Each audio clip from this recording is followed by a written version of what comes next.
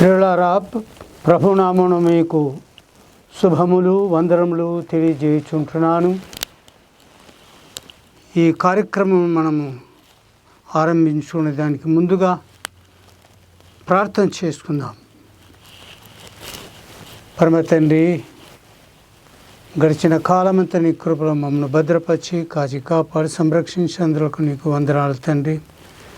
మరి మమ్మల్ని నూతన సంవత్సరంలో మమ్మల్ని ప్రవేశపెట్టినందుకు మీకు వందనాలు. గత కాలమంతా నీ కాపుదల సంరక్షణ అనుగ్రహించి నీ మెండైన దీవెనలను కుమ్మరించినందుకు మీకు కృతజ్ఞతాస్తుతులు చెల్లిస్తుంటారు. రాబో దినములలో ప్రభా మీ కాపుదల సంరక్షణ అనుగ్రహించి ఈ లోకంలో జీవించేంత కాలం నీకు సాక్షి బిడ్డలుగా మేము జీవించుటకు నీ కృపను దయచేసి ఆస్వాదించమని వచ్చిన బిడ్డలందరినీ కూడా దీవించి ఆస్వాదించి మీరు మహిమ పొందమని యేసు క్రీస్తు వారి దివ్యమైన నామమునే బ్రతిమాలి వేడుకొంచున్నాను తండ్రి. ఆమేన్, ఆమేన్, ఆమేన్. ప్రియులారా, ఈ దినమును మనము క్రిస్మస్ పండుగ గురించినటువంటి విషయాలు కొన్ని మనము తెలుసుకోవాలని నేను ఆశ కలిగి ఉంటున్నాను. లోకంలో క్రిస్మస్ పండుగ ప్రపంచమంతటా ఈ పండుగను జరుపుకుంటూ ఉంటున్నారు.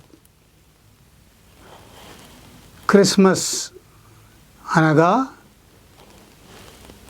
క్రీస్తు ఈ జన్మదినం సందర్భంగా ఈ పండుగను మనం చేసుకుంటాం. క్రైస్ట్ మాస్ అని అంటారు. క్రైస్ట్ మాస్ అనగా క్రీస్తును ఆరాధించుట అని దాని యొక్క భావమయం ఉంటున్నది. క్రీస్తు అనగా అభిషిక్తుడు అని దాని యొక్క భావమయం ఉంటున్నది. కాబట్టి అభిషిక్తుడు ఆయన ఒక ప్రత్యేకమైనటువంటి కార్యమున కొరకై ఆయన ప్రత్యేకించబడి ఈ లోకమునకు పంపబడినటువంటి వాడుగా ఉంటున్నాడు. అందుకని ఆయనకు క్రీస్తు అని పేరు పెట్టారు. యేసు అనగా రక్షకుడు అని అర్థం. ఇది మనం మత్తయి సువార్త 1వ అధ్యాయంలో 1వ వచనములో ఈ విషయము రాయబడి ఉంటుంది. దాని యొక్క భావము అది కూడా యేసు అంటే అర్థం ఏంటి, క్రీస్తు అనగా ఏమిటి అనేది ఆ విషయాలు అక్కడ రాయబడి ఉంటున్నాయి. కాబట్టి క్రిస్మస్ పండుగ ప్రపంచమంతటా ఎంతో ఆనందంతో సంతోషంతో ఉత్సాహంతో జరుపుకుంటారు. ఒక దేశమని ప్రపంచంలో ఉన్న ప్రతి దేశము కూడా ఈ పండుగను ఆచరిస్తూ ఉంటారు. పండుగను ఆచరించటము ముఖ్యం కాదు, కానీ ఇది సంతోషించవలసినటువంటి విషయమే, ఆనందించినటువంటి విషయమే. కానీ మనము క్రీస్తునకు లేక యేసుక్రీస్తు ప్రభువునకు మనం ప్రాధాన్యత ఇవ్వకుండా, మనం ఆయనను ఆరాధించకుండా బాహ్య రూపముగా మనము ఆనందించుతాము, అది సబబుగా ఉండదు అని దీని యొక్క భావంగా ఉంటున్నాయి. కనుక పిల్లలారా, ఈ క్రిస్మస్ పండుగ ఇది 4వ శతాబ్దములో ఇది ఆరంభించినట్లుగా మనకు తెలుస్తుంది. చరిత్రలో మనం చూసినట్లయితే రోమా దేశంలో 4వ శతాబ్దంలో కాన్స్టంటైన్ అనేటువంటి చక్రవర్తి ఆయన పాలించేటువంటి సమయంలో ఆయన యుద్ధానికి వెళుతున్నప్పుడు శిలువ దర్శనం ఆయనకు కలిగినది. దానివల్ల ఆయన యుద్ధాలలో జయమును పొందాడు. ఆ విధంగా అతను యేసుక్రీస్తును ప్రభువును రక్షకుడుగా ఆయన అంగీకరించి మరి అప్పటి నుంచి ఆయనను స్తుతించటము, ఆరాధించటము, మరి ఆయన కాలం నుండే ఈ క్రిస్మస్ పండుగ జరుపుకోవటం అనేది ఆరంభించినట్లుగా మనకు చరిత్ర చెప్తూ ఉంటున్నది.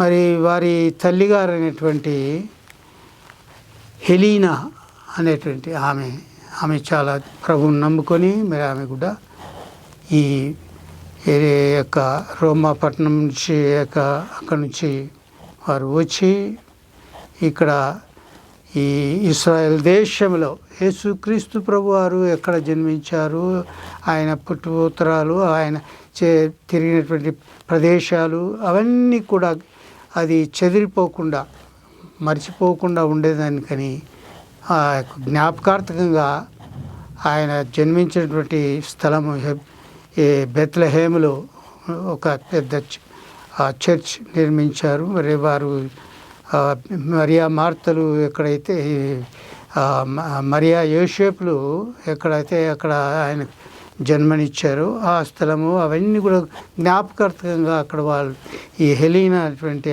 ఆమె అక్కడ గొప్ప నిర్మాణములు చేసి ఇప్పటికీ కూడా అది పర్యాటకగా ఉంటున్నది ఆ ప్రదేశాలన్నీ కూడా. అంతేకాదు కాబట్టి ఇశ్రాయేల్ దేశం అంతట్లో పర్యటించి ఆయన ఉత్తర ప్రాంతంలో ఉన్నటువంటి గలిలయ ప్రాంతం మొదలుకొని దక్షిణ ప్రాంతంలో ఉన్నటువంటి మరి బెత్లెహేము వరకు కూడా మరి హెబ్రోను అయితేనేమి మరి ఇంకా అనేక ఈ చారిత్రకమైనటువంటి స్థలాలన్నీ కూడా ఆమె గుర్తించి అక్కడ జ్ఞాపకార్థకంగా ఆమె చర్చెస్ నిర్మించినట్లుగా మనకు తెలుస్తుంది. కాబట్టి ఈ క్రిస్మస్ సందర్భంలో మనము ఈ యొక్క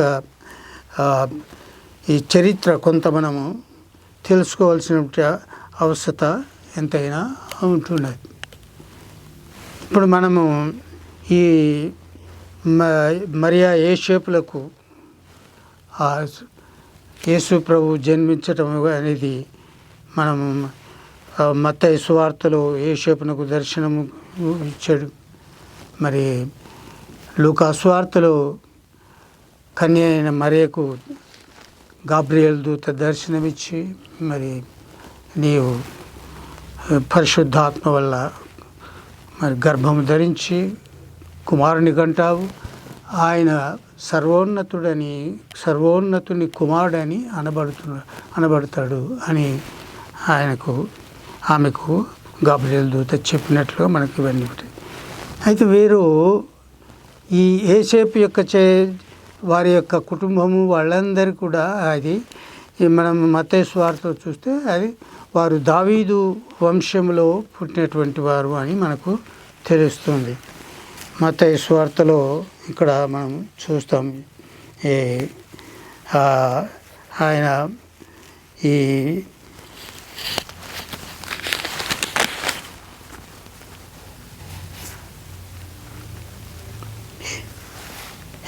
యాకోబు భర్త అయినటువంటి యోసేపు ఆయన గురించి ఇక్కడ రాయబడి ఉంటున్నది. యేసుక్రీస్తు జనన విధమేమనగా ఆయన తల్లి అయిన మరియా యోసేపునకు ప్రదానము చేయబడిన తర్వాత వారు ఏకము కాకమునుపు ఆమె పరిశుద్ధాత్మ వలన గర్భవతిగా ఉండెను. ఆమె భర్త అయిన యోసేపు నీతిమంతుడై ఉండి ఆమెను అవమానపరచునలకు రహస్యముగా ఆమెను విడనాడ ఉద్దేశించను అని ఇక్కడ రాయబడి ఉంటుంది. కాబట్టి అతడు దావీదు వంశమునకు చెందినటువంటి వాడని ఇక్కడ రాయబడి ఉంటున్నది. మరి ఆయన అదేవిధంగా మరియా ఆమె కన్య అయినట్టు మరియా వారి తల్లిదండ్రుల గురించి మనకి చరిత్ర ఏమి కూడా తెలియదు. అయితే వారు కూడా దావీదు ఒక గోత్రములోని వారే అని మనకు తెలుస్తుంది. ఎందుకంటే వారు మరి ఈ నజరేతు పట్టణం నుండి నజరేతు ఊరు నుండి బెత్లెహేమునకు అక్కడికి వారు వెళ్తారు ప్రజాసంఖ్యలో వ్రాయబడట కొరకై. మరి వారు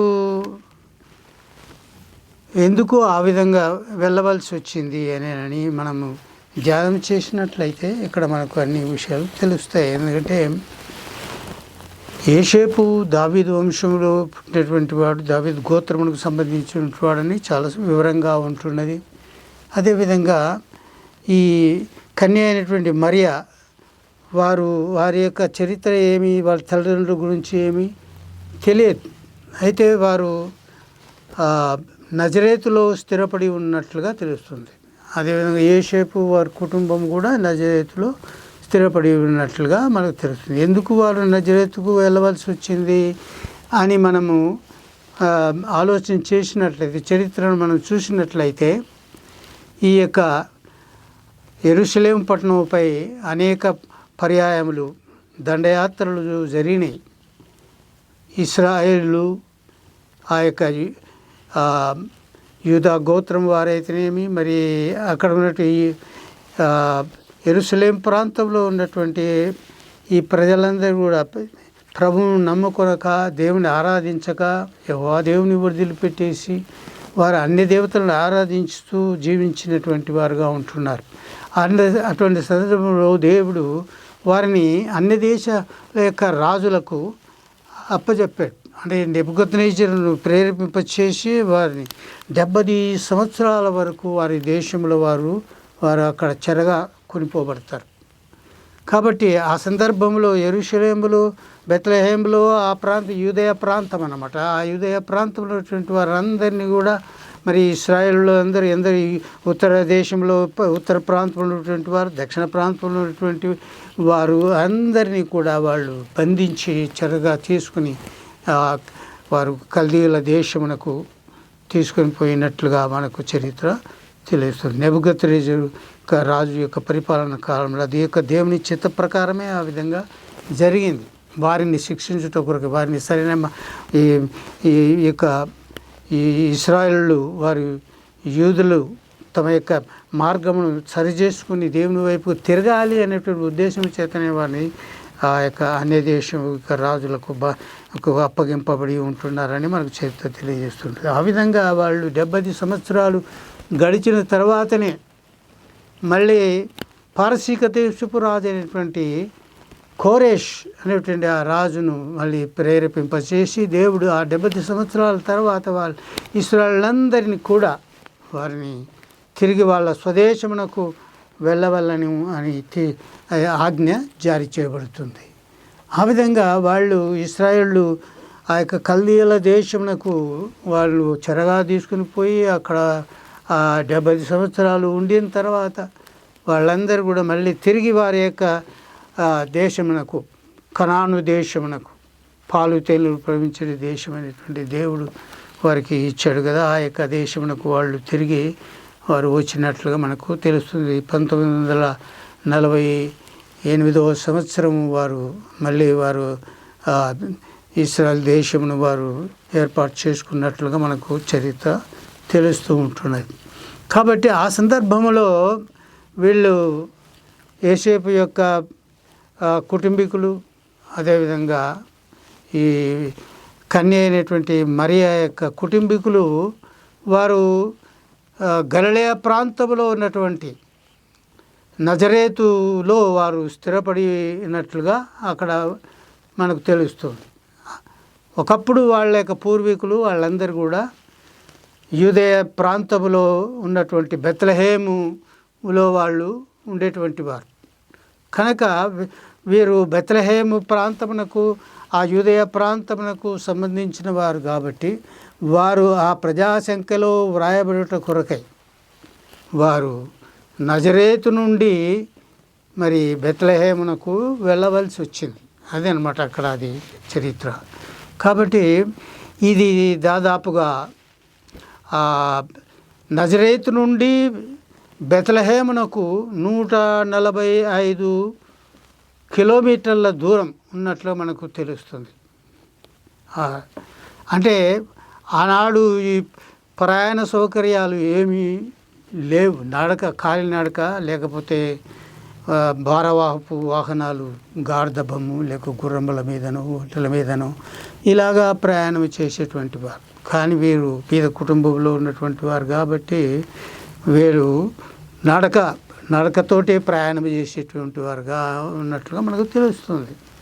కాబట్టి ఎప్పుడైతే గాబ్రియేలు దూత కన్య అయినటువంటి మరియకు గలిలయ ప్రాంతంలో నజరేతు పట్టణంలో ఉన్నటువంటి కన్య దగ్గరికి వచ్చి దయాప్రాప్తురాలా నీకు శుభము అని చెప్పి, అమ్మ నేను దేవుని చేత పంపబడినటువంటి వాడను, కాబట్టి నీవు పరిశుద్ధాత్మ వలన గర్భం ధరించి కుమారుని కంటావు, ఆయనకు యేసు అని పేరు పెడతారు అని. ఇది ఎలా జరుగుతుందా, నేను పురుషులైనటువంటి దానిని కదా అని అంటే, అమ్మ నీ బంధువురాలైనటువంటి ఎలిజబెత్ ఉన్నది కదా, ఆమె ఇప్పుడు ఆమెకు 6వ మాసం, ఆమె వృద్ధురాలు. వృద్ధాప్యంలో గర్భం ఎలా ధరించింది అదని దేవునికి సాధ్యము. కాబట్టి అది అలాగా ఆమె ఇప్పుడు గర్భము ధరించి 6వ మాసంలో ఉంటున్నది. ఇది దేవుని యొక్క ప్రాణాలకు చొప్పున జరుగుతున్నది. అదేవిధంగానే నీవు కూడా, నీవు పురుషుని ఎరగినటువంటి కన్యకు అయినప్పటికీ కూడా దేవుడు నిన్ను ఏర్పరచుకున్నాడు. కాబట్టి నీవు పుట్టబోయేటువంటి ఆ కుమారుడు దేవుని కుమారుడు అనబడతాడు. కాబట్టి అది ఈ ప్రజలందరినీ కూడా ఆయన రక్షించడానికి ఆయన రక్షిస్తాడు. అందుకొరకే ఆయనకు యేసు అని పేరు పెట్టబడలేని. ఈ విషయాలన్నీ గాబ్రియల్ దూత ఆ కన్య అయినటువంటి మరియకు చెప్పినప్పుడు ఆమె వెంటనే నజరేతు నుంచి మరి యూదయ ప్రాంతంలో ఉన్నటువంటి కొండ ప్రాంతమునకు వెళ్ళినట్టుగా మనకు తెలుస్తుంది. ఎందుకంటే ఆమె గర్భము ధరించింది, యోసేపుతో ప్రదానం చేయబడి ఉంది, కానీ ఇంకా వారు ఏకము కాలేదు. కాబట్టి ఆ సందర్భంలో ఆమె గర్భంతో ఉన్నది అని అంటే ఎన్ని నిందలు, ఎన్ని అవమానాలు వస్తాయో అని చెప్పేసి భయపడి ఆమె వెంటనే అక్కడి నుంచి బయలుదేరి యూదయ ప్రాంతమునకు వెళ్ళినట్టుగా, ఆమె ఎలా వెళ్ళిందో ఏమి ఆ చరిత్ర అంతా ఇక్కడ బైబిల్లో ఏమి వ్రాయబడలేదు. అయితే ఆ యొక్క యూదయ ప్రాంతంలో ఆ కొండ ప్రాంతంలో జకరయ గృహము, ఆయన యాజకుడుగా పనిచేస్తున్నాడు. మరి వారు ఆ యొక్క కొండ ప్రాంతం అంటే యెరూషలేం పట్టణానికి దగ్గరలో ఉన్నటువంటి అది ఆ యొక్క ప్రాంతం. కాబట్టి అక్కడికి ఆమె వెళ్ళి 3 మాసాల వరకు ఆమె అక్కడ మరి ఈ ఎలిజబెత్ అమ్మ గారితో ఉండేట్లు అవన్నీ విషయాలు మనం విపులంగా చదివితే చాలా టైం పడుతుంది. కాబట్టి నేను క్లుప్తంగా మీకు తెలియజేస్తుంటున్నాను. కాబట్టి ఆ విధంగా ఎలిజబెత్ అమ్మ దగ్గరికి ఆమె వెళ్ళి 3 మాసములు అక్కడ ఉండిన తర్వాత మళ్ళీ తిరిగి ఆమె నజరేతునకు వచ్చినట్లుగా మనకు తెలుస్తుంది. ఈలోగా యోసేపునకు ఆయనకు కూడా దర్శనం కలిగి, దేవుడి అయ్యా నీవు ఆమెను విడనాడాలని నీవు తలంచుతూ ఉంటున్నావు, ఆమెను నీవు చేర్చుకో, ఆమె గర్భం ధరించినది అది దేవుని యొక్క కృప వల్ల జరిగినటువంటిది, కాబట్టి నీవు ఆమెను చేర్చుకోనుమని స్వప్నంలో ఆయన దేవుని దూత చేత హెచ్చరింపబడి ఆ విధంగా వారు ఆమెను చేర్చుకోవటం జరిగింది. కాబట్టి అందుకని ఆ దేవుని మాటకు అతడు నీతిమంతుడై ఉండి ఆమెను అవమానపడుతున్న వాళ్ళక ఆ రహస్యముగా విడనాడాలని తలంచినప్పటికీ దేవుని దూత ఆ కార్యమును ఒప్పింపచేశాడు. కనుక వారు యోసేపు మరియను చేర్చుకుని మరి వారు బెత్లెహేమునకు వెళ్ళారు. ప్రజాసంఖ్య అంటే అప్పుడు ఆమెకు 9 మాసాలు నిండిన సందర్భం అది. వారు మరి గార్ధబొమ్మ మీదను ప్రయాణం చేశారు. మరి ఏ విధంగా చేశారు ఎట్లయితేనేమి దాదాపుగా 3-4 దినాలు ప్రయాణాలు చేసి ఆ యొక్క బెత్లెహేము చేరుకున్నారు.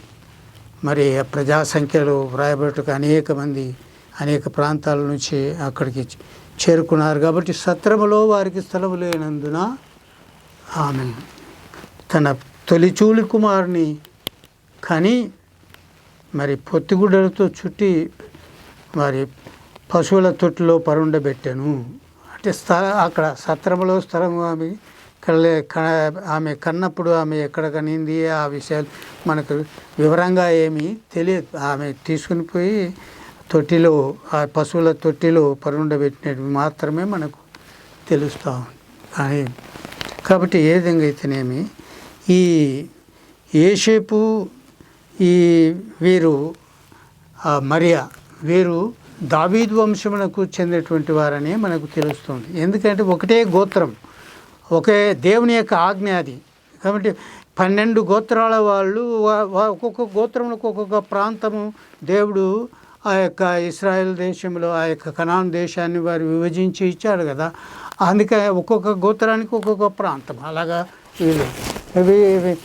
వీళ్ళకు యూదా ప్రాంతంలో ఉన్నటువంటి బెత్లెహేం ప్రాంతంలోనే వీళ్ళకు నివసించేటువంటి వారని మనకు ఆ చరిత్ర ద్వారా మనకు తెలుస్తుంది. కాబట్టి ఇందులో ఎటువంటి సందేహపడాల్సిన పని లేదు. ఈ యోసేపు మరి ఈ కన్య అయినటువంటి మరియా వారి కుటుంబం కూడా ఈ దావీదు వంశమునకు చెందినటువంటి వారే. కాబట్టి ఆయన రాజకుటుంబంలో పుట్టినటువంటి వాడు, ఆ వంశంలోకి జన్మించినటువంటి వాడు. కాబట్టి ఆయన యూదా గోత్రపు సింహము అని ఆయనకు పేరు. అంతేకాకుండా దావీదు కుమారుడు అని ఆయనకు పేరు పెట్టి పిలవటం జరిగింది. అలాగా కాబట్టి ఆయన దావీదు గోత్రంలో జన్మించినటువంటి వాడు కాబట్టి ఆయనకు దావీదు కుమారుడా అని సంబోధించి పిలుచటము మనం ఆ యొక్క స్వార్థలలో మనం చూస్తాము. అదేవిధంగా ఆయన మరి రాజకుటుంబంలో జన్మించాడు కాబట్టి ఆయన దావీదు యూదా గోత్రపు సింహము అని ఆయనకు పేరు పెట్టబడి ఉంటున్నది. ఈ విషయాలన్నీ మనం గమనించాలి. కానీ ఈ కన్య అయిన మరియా ఈ ఎలిజబెత్ యొక్క బంధువురాలు అని కొంతమంది ఆమె యాజక కుటుంబంలో లేవియ కుటుంబంలో నుంచి వచ్చింది అని చెప్పుకుంటూ ఉంటారు. అది సరైనది కాదు. లేవి కుటుంబంలోనే వివాహం చేసుకుంటారు.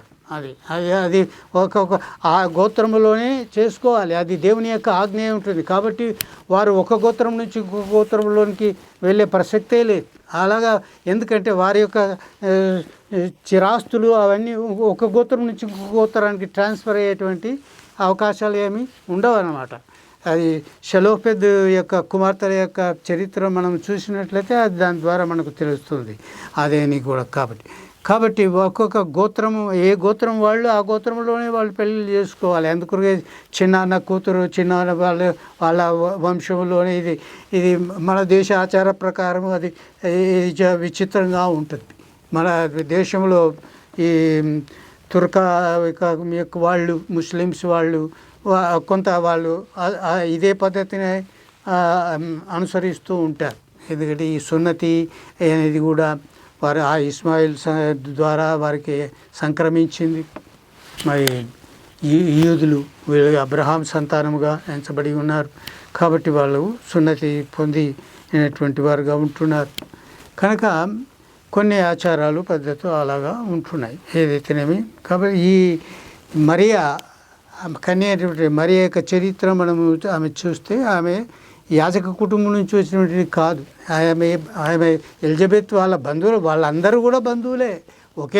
ఒకే తండ్రి ఇశ్రాయేలు, ఒకే తండ్రి యొక్క 12 గోత్రములు. ఆ 12 గోత్రం వాళ్ళందరూ కూడా ఒకటే బంధువులు, ఒకరికొకరు బంధువులుగా ఉంటున్నారు వాళ్ళందరూ కూడా. అంతే ఆ విధంగా బంధువులు అయి ఉండవచ్చు అంతనే. కానీ ఆమె యాజక జకరియా భార్యగా మరి ఆమె అహరోను కుమార్తెలలో ఒకరు అని ఎలిజబెత్ గురించి అక్కడ రాయబడి ఉంది.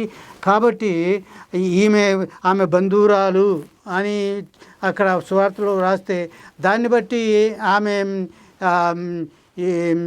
లేవి గోత్రములకు చెందినటువంటిది అని చెప్పడానికి వీళ్ళే ఎక్కడ ఏమది కానీ కాదు, అది కాదు.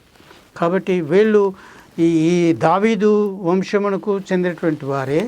కాబట్టే వాళ్ళు ఒకప్పుడు వాళ్ళు బెత్లెహేం ప్రాంతంలో నివసించినటువంటి వాళ్ళు. అందుకొరకే ఈ ప్రజాసంఖ్య వ్రాయబడినప్పుడు వాళ్ళు తప్పనిసరిగా ఆ యొక్క బెత్లెహేమునకు వెళ్ళవలసి వచ్చింది. అక్కడ వాళ్ళ యొక్క పేర్లు అవన్నీ కూడా నమోదు చేయటం జరిగింది. అది ఆ యొక్క చరిత్ర అది అలా. కాబట్టి ప్రియులారా, ఇది ఈ యేసు ప్రభు వారు జన్మించినప్పుడు ఒక అద్భుతమైనటువంటి ఒక నక్షత్రము ఉదయించింది. అది ఆ నక్షత్రము గురించి మనము మత్తయి సువార్తలో 2వ అధ్యాయంలో మనం చూస్తాం. రాజైన హేరోదు దినములలో యూదా దేశపు బెత్లెహేములో యేసు పుట్టిన పిమ్మట ఇదిగో తూర్పు దేశపు జ్ఞానులు యెరూషలేమునకు వచ్చి, యూదుల రాజుగా పుట్టినవాడు ఎక్కడ ఉన్నాడు? తూర్పు దిక్కున మేము ఆయన నక్షత్రమును చూచి ఆయనను పూజింపవచ్చితమని చెప్పిరి.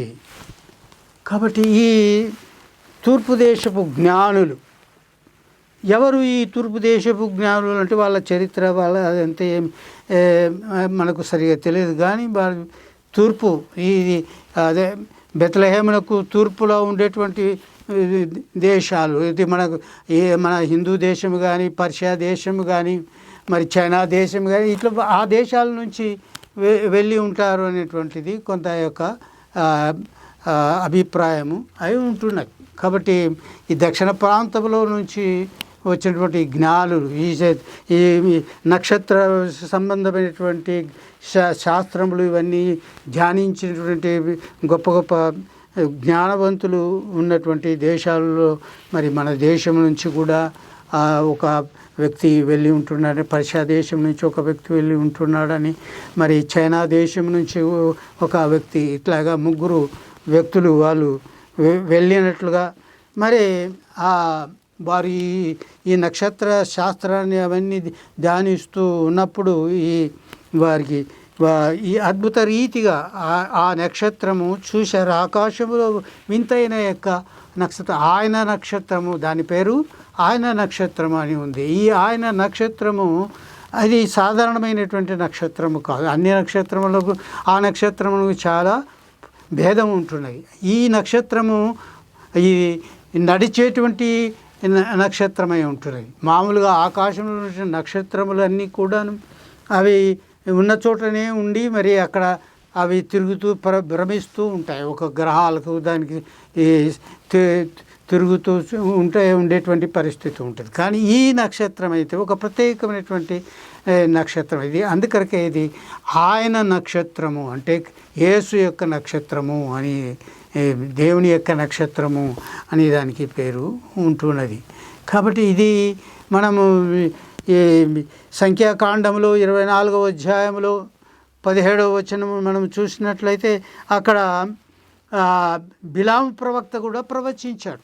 ఇది ఇశ్రాయేలులో ఈ ఒక నక్షత్రము యాకోబులో ఉదయించును, రాజదండము ఇశ్రాయేలులో నుండి లేచును అని రాయబడింది. ఆయన ప్రవచించాడు, బిలాము ప్రవక్త. కాబట్టి ఈ యొక్క యాకోబులో నుండి నక్షత్రము ఉదయించును అంటే ఈ నక్షత్రము ఆ నక్షత్రమును గురించి కాదు, యేసే ఒక నక్షత్రమే ఉంటున్నాడు. ఆయననే ఒక నక్షత్రముగా ఉన్నాడు అన్నమాట. నక్షత్రము అంటే ప్రకాశించున్నాడు. అందుకొరకు మనం ప్రకటన గ్రంథం 22వ అధ్యాయం 16వ వచనంలో మనం చేస్తే, నేను దావీదు వేరు చిగురును సంతానము, ప్రకాశమానమైన వేకువ చుక్కయునై ఉన్నాను అని ఇక్కడ ఆయన ఒక నక్షత్రముగా ఉంటున్నాడు ఆయన. అది కాబట్టి ఆయన నక్షత్రము ఈ యాకోబులో ఉదయించునని ఈ అనేక సంవత్సరాల కిందట ఏదంటే 14వ శతాబ్దంలో, క్రీస్తు పూర్వం 14వ శతాబ్దంలో మరి ఆ యొక్క బిలాము ప్రవక్త బేయరు కుమారుడైనటువంటి ఈ బిలాము ప్రవక్త ప్రవచించాడు. అది ఆ ప్రవచన ప్రకారమే రాజదండము ఆ యొక్క ఇశ్రాయేలులో నుంచి బయలుదేరును, అంటే ఇశ్రాయేల్ జనాంగమును అంతర్గత యుగయుగములు పరిపాలించేటువంటి రాజు పుడతాడు, ఆయన ఆ యొక్క అది అంతము ఉండదు అని ఆ యొక్క ప్రవచనము అదే నెరవేర్పు జరిగిందనమాట. కాబట్టి అది ఇక్కడ ప్రకటన 1:16లో మనం చూస్తాము, ఆయన తన కుడి చేత 7 నక్షత్రములను పట్టుకొని ఉండేను అని రాయబడింది. అంటే ఆ యొక్క 7 నక్షత్రాలు నక్షత్రములు దేనికి సూచిస్తున్నాయంటే ఆ యొక్క దూతలకు సాదృశ్యంగా చెప్తారు. కాబట్టి ఇలాగా ఈ నక్షత్రము ఉదయించును అనేది అది ఆయన దేవుని చూపిస్తూ ఉన్నది, అది నక్షత్రము అనేది. కాబట్టి ఇక్కడ నడిచేటువంటి నక్షత్రమని మనం చూస్తాం. ఆయన నక్షత్రాన్ని ఆ యొక్క జ్ఞానులు, తూర్పు దేశపు జ్ఞానులు చూసి ఆ రాత్రిపూట వారు మరి ఎంతో దూరం నుంచి వాళ్ళు ప్రయాణం చేసి ఆ యొక్క యెరూషలేము పట్టణాన్ని చేరుకున్నట్లుగా మనకు తెలుస్తుంది. కాబట్టి వారు ఆ యొక్క ఆ ముగ్గురు నక్షత్ర ఈ జ్ఞానులు తూర్పు దేశం కానీ మళ్ళీ వేరే వేరే దేశంలో వారు అయినప్పుడు వారు ఎలాగా ఒక్కటిగా కలుసుకున్నారో మనకు అదేమి ఇక్కడ ఎక్కడ కూడా ఏమి వివరణ ఏమి లేదు. కానీ వారు ముగ్గురు కలిసి మరి ఆ యొక్క యెరూషలేము పట్టణానికి దగ్గరికి చేరుకున్నారు. వారు శాస్త్రాలు అవన్నీ పరిశీలన చేసి ఆయన రాజుగా యూదులకు రాజుగా పుట్టినవాడు ఎక్కడా వారు అనుకున్నారు. ఆయన రాజుగా ఉన్నాడు కదా, కాబట్టి రాజవంశంలోనే జన్మించి ఉంటాడు. కాబట్టి ఆ సందర్భంలో హేరోదు మహారాజు ఆ యెరూషలేములో పరిపాలన చేస్తూ ఉంటున్నాడు. అందుకని వాళ్ళు అక్కడికి యెరూషలేమునకు వెళ్ళి ఆ హేరోదుతో కలిసినట్లుగా మనకు తెలుస్తుంది ఇక్కడ.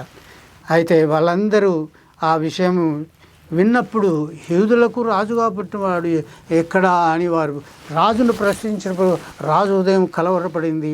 అక్కడ ఉన్నటువంటి యాజకులు, శాస్త్రులు, పరిచయులు వాళ్ళందరినీ పిలిపించి, అయ్యా ఇక ఎవరు ఎక్కడ పుడతాడు, క్రీస్తు ఎక్కడ పుడతాడు, ఏమిటి మీరు శాస్త్రాలు అవన్నీ మన ధర్మశాస్త్రం అవన్నీ చూడండి అని రాజు వాళ్ళకి ఆజ్ఞాపించినప్పుడు వాళ్ళందరూ కలిసి ఇవన్నీ వెళ్ళినప్పుడు ఆయన యూదయ బెత్లెహేములోనే జన్మిస్తాడని మీకు ప్రవచించిన ప్రకారము ఇది జరిగింది.